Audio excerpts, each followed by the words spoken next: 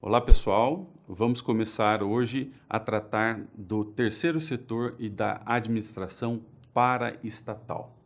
Para compreender o terceiro setor e a administração paraestatal, nós precisamos ter em mente que os particulares não desempenham apenas atividades econômicas e atividades domésticas. Os particulares, pessoas físicas ou jurídicas, também desempenham atividades públicas e atividades de interesse público.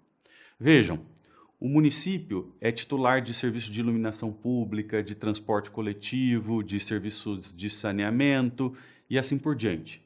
O município, assim como outras esferas da federação que titularizam serviços, pode transferir a execução desse serviço a um particular. Isso mostra que os particulares podem assumir a execução de serviços públicos, de atividades tipicamente públicas, como saneamento, como iluminação, como transporte coletivo urbano e assim por diante. Além disso, os particulares exercem uma terceira atividade que nós podemos chamar de atividades de interesse público. Atividades como a promoção do lazer, a promoção da cultura, a pesquisa e assim por diante. Então, notem bem, os particulares não desempenham apenas atividade econômica ou atividade doméstica. Essa é a primeira atividade que eles executam. Além disso, existem muitos particulares dedicados à execução de serviços públicos delegados pelo Estado e, em terceiro lugar, existem particulares que se dedicam a atividades de interesse público, como cultura, o esporte, o lazer, a pesquisa e assim por diante, e muitas vezes, por essas atividades de interesse público, recebem algum tipo de apoio estatal que nós chamamos de fomento. Então, vejam que quando nós falamos aqui de particulares, nós temos que dividir a esfera particular que se dedica a atividades econômicas e a esfera particular dedicada a interesses públicos e atividades públicas, tá certo? Então, notem que nós temos entre o Estado e o mercado propriamente dito um setor intermediário, um setor de transição, que nós podemos denominar de esfera pública não estatal. Esfera pública porque essas pessoas físicas e jurídicas se dedicam a interesses públicos. Porém, uma esfera não estatal, na medida em que esses entes não são criados pelo Estado. Nós estamos falando, na verdade, de pessoas físicas ou pessoas jurídicas que se dedicam a atividades públicas ou de interesse público que não são criadas pelo Estado e não participam naturalmente do nosso conceito orgânico de administração pública. A esfera pública não estatal, o terceiro setor, a administração paraestatal, todas essas categorias que nós incluímos dentro da esfera pública não estatal, não fazem parte do que nós chamamos de administração pública. Não fazem parte da administração direta, não fazem parte da administração indireta. Mas, de outro lado, também não são o mercado. São, portanto, essa zona de transição entre o mercado e o Estado. Isso mostra para nós muito claramente que a tutela e a promoção dos interesses públicos primários, saúde, lazer, ambiente, defesa do consumidor, a tutela de todos esses interesses públicos não é uma atividade exclusiva do Estado, não é um monopólio do Estado. A sociedade também pode se dedicar aos interesses públicos e pode ter como finalidade defender ou promover interesses públicos. Vamos rotular todos esses particulares que atuam na defesa e promoção de interesses públicos como entes de colaboração. Essa expressão entes de colaboração é uma expressão criada pela doutrina. Ela chegou até a aparecer em alguns anteprojetos de lei, mas não existe no ordenamento jurídico uma lei dos entes de colaboração. Como nós veremos, existem várias leis específicas que tratam de um ou outro ente de colaboração, que faz parte do terceiro setor, que faz parte da administração paraestatal, mas não existe uma lei geral no Brasil dos entes de colaboração, tá bom?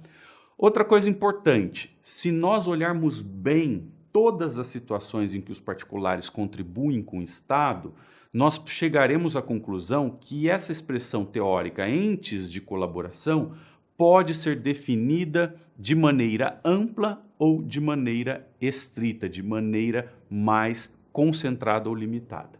Em sentido amplo, entes de colaboração seriam todas as entidades privadas não estatais ou com finalidade de exercer uma função pública delegada pelo Estado, por exemplo, aquela empresa que presta um serviço de saneamento em nome do Estado, que presta um serviço de transporte coletivo urbano e assim por diante.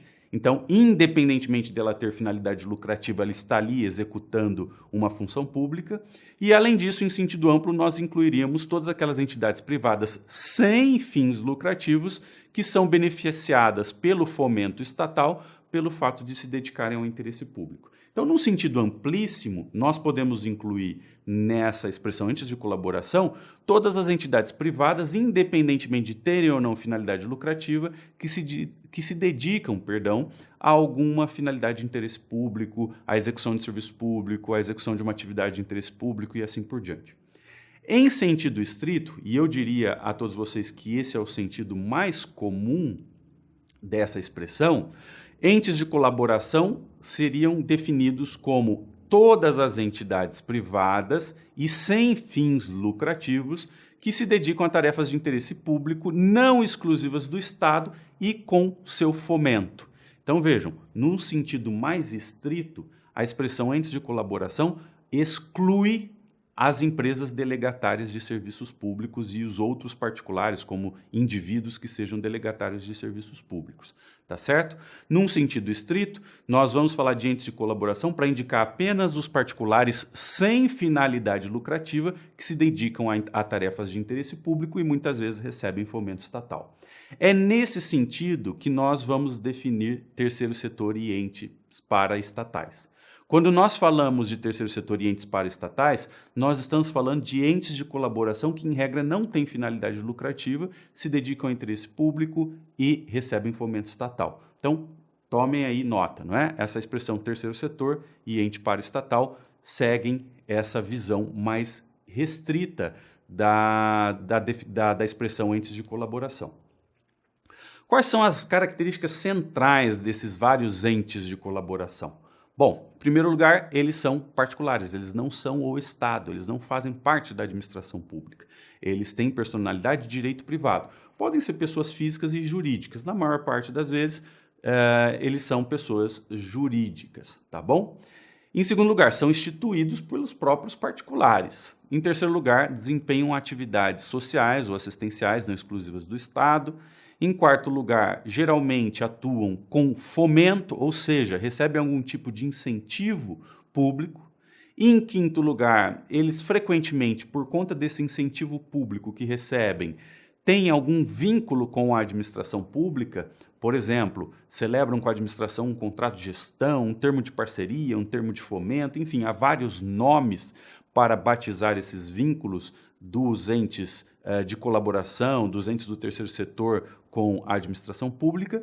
E, em sexto lugar, eles se encontram, em regra, de maneira predominante, sob um regime jurídico de direito privado, mas com inúmeras restrições ou limitações impostas pelo direito administrativo, sobretudo porque recebem fomento, recebem recursos financeiros, recebem lá algum tipo de bem público e assim por diante. Eu trouxe aqui para vocês, para nós finalizarmos, alguns exemplos de entes de colaboração. Nas outras aulas eu vou explicar em detalhes vários desses entes aqui ilustrados, exemplificados. Então, esse slide final, essa exemplificação final serve apenas para nós concluirmos esse panorama dos entes de colaboração. Dentro dessa categoria, nós podemos incluir as organizações sociais, chamadas de OS. Nós podemos incluir as organizações da sociedade civil de interesse público, chamadas de OCIP.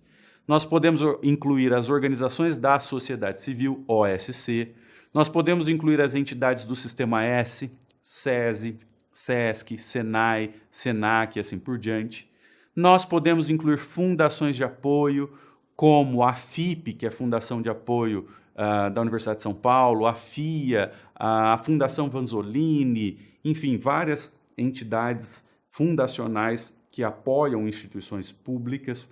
Nós podemos incluir as tradicionais entidades de utilidade pública e também outras entidades congêneres. Só tomem cuidado que nós temos a figura no Brasil dos conselhos profissionais, que muitas vezes são criados por lei como pessoa jurídica de direito público, não é? E, portanto, esses conselhos profissionais, em regra, serão autarquias, serão parte da administração indireta, não serão exatamente entes de colaboração, tá bom? A figura dos conselhos profissionais é bastante polêmica, mas, de maneira geral, se eles forem criados por lei em regime público, eles devem ser considerados autarquias, parte da administração indireta e, portanto, devem ser excluídos desse conceito de entes de colaboração que nós estamos utilizando aqui para indicar principalmente as entidades do terceiro setor e também os entes paraestatais. Tá certo? Então, com isso, eu concluo esse breve panorama introdutório e logo mais trataremos de figuras específicas do terceiro setor. Um abraço.